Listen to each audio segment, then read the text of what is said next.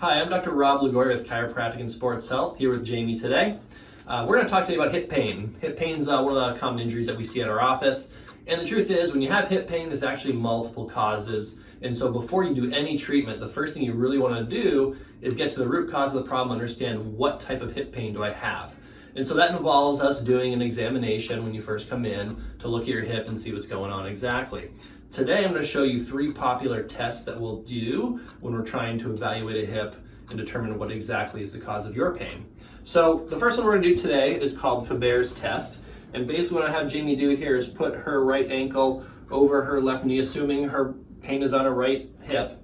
And she's going to drop her knee down. I'm going to give her a little counter pressure and just press down on the top of her knee like this. If that elicits any pain in her hip, that's telling me that there is an issue going on within the hip joint itself. It's pretty non-specific, but it's a first good screening test. So for you, if you're having hip pain around there, if you do this test on yourself at home, you might actually find that, oh yeah, the pain's right there. It tells you there's probably a hip problem going on.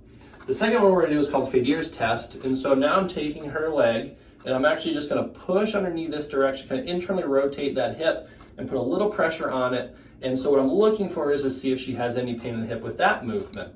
If so, that's telling me that's a possibility. She might have what's called a hip impingement, which is a specific type of hip problem that we see quite commonly. The last test I'm going to do is called the hip scour test. And what I'm going to do is first bring her knee in a little bit, give her a push down and just sort of rock that hip like so. And then I'm going to bring it actually outward too. Do the same thing, a little push in, little twist in the hip again, looking to see if that elicits any pain in the hip as well.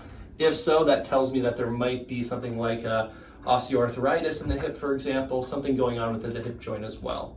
So that's 3 examples of many types of tests that we'll do for the hip. And so in addition to that, we might do some ranges of motion, get a full history, and then after that, we'll come up with your plan for you.